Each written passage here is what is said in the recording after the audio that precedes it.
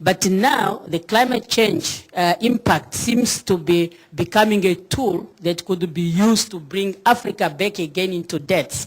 When you are being offered that there are some loans that can be made available, it's a business, of course, we need a government guarantee and all these things. So, How do Minister, in a way you're saying, you know, you need grants, not loans. And there's almost a moral case for grants rather than loans. Yeah, it's a loan, it's a loan. You pay it back. Yeah, but you're saying that grants, what you need is grants. Yeah, loans. grants. What is needed is a grant because we are dealing with a world crisis that we know the originality. Yeah. But if it becomes in the form of a loan, whereby you are already putting pressure on Africa, that is where we are finding it difficult. So what is the view of the panel on that issue? Look, I see one more hand, and then we've only got 8 minutes left. I know, Michel, you have to leave, but let me just take the last hand that I saw, and then I'm going to ask each panel member to speak for, I'm afraid, only 2 minutes each to wrap up. But we'll start with Michel, because you may have to leave before the end of the session. So, question at the back. Yeah, my name is Daniel Stauffacher. I fully agree with the two ladies ministers on the media. I think for next year, maybe for the Global Humanitarian Forum, that should be maybe brought more forward into Which one is that? The question of the media and the role to this, I think. Yeah. But we have heard, and I have basically it's with regarding to the funding, and it's also related to ethics, is are we really sure we still have a clear overview what has been committed over all these years by the G8 and our G20 or whatever, and so we can really decide what is additional or not. And I think that question, you know, to meeting the commitments that have been made at these big meetings is related to the question of ethics as well. And related to that is regard also to the new architecture like G20. I mean, neither certain important donors like the Nordic countries are there, nor your farmer in Mali is represented there. So maybe that's also a discussion for another panel. But how do you see this new architecture evolving? What is the role of the UN in it, and etc.? Okay. Thank you. Look, can I commend a study to you? I don't have it, but it's the OECD DAC, Africa Partnership Forum, Economic Commission for Africa study called Mutual Review of Development Effectiveness. And what they have tried to do, and it's not easy, is to capture the commitments that have been made by OECD countries and the commitments that have been made by African countries. It is not easy determining what a commitment is. What is a commitment? A signature? Is it the outcome of a meeting? Is it something that's been through Parliament? So that's the first thing. And of course governments, you know, after elections don't necessarily recognize the commitments of their previous governments. And on the African side, determining what a commitment is even more complicated. But quite a lot of work has gone into this, and the one report which was issued a week ago is also looking at the commitments on the donor side, and the Africa Progress Panel is also, to a certain degree, looking at the commitments and whether they're being honored. But point extremely well taken. Let me now try and wrap the session in the next 7 or 8 minutes, starting with Michel. Well, we will need 7 hours, but first, something must be totally clear, is that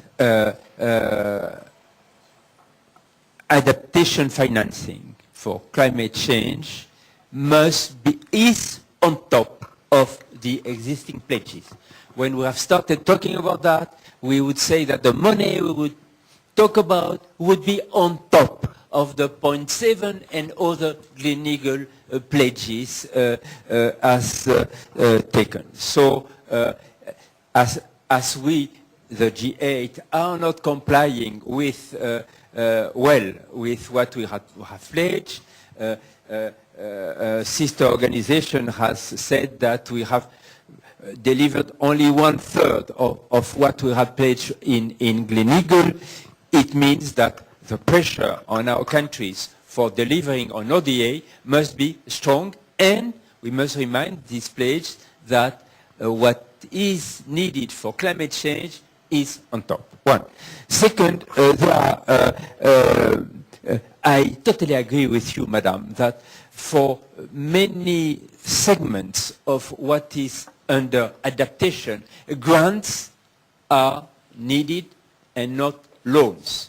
There is something which is very close to my heart, is water for the rural regions of Africa. It's clear that you cannot finance that by loans. These are very long-term investments, very low yield on these investments. They are essential for all the other MDGs to be fulfilled or approached. This must be done through grants, and the donors community must have that very clear. Of course, there are many infrastructure investments which can be financed with loans, through public-private partnerships and all of that, but it remains that particularly for all investment for rural and poor people, grants are of the essence. Now, if not, we go back to the vicious circle of debt. Well, I have spent my 2 minutes, I'm afraid. So, Andre, 2 minutes to you. Okay, I want to just come back quickly on the ethics. I mean, to be absolutely clear, this is necessary. We are working on developing, again, standards also for business, because I think it's important to bring that one up. But I think this is not just a business problem, this is a generic problem, and I would like just to repeat what we heard. We have to recognize that actually ethics and a more sustainable approach to life is a challenge for all of us. Just look at pension funds who build on the system of financial growth, which is just not sustainable. Second one, teaching, or which is for me more on the aspect of understanding business opportunities, and business opportunities which bring to the countries where they exercise opportunities to displace, being jobs and further economic development. So, but there is some need to understand how can you exercise them, what are best practices, because sometimes it's not so easy. And probably it needs also better collaboration and exchanges between political forces in those countries and actually business itself. So there is, I wouldn't call it teaching, but increased understanding. And lastly, I think the big challenge which comes out is a need for global governance.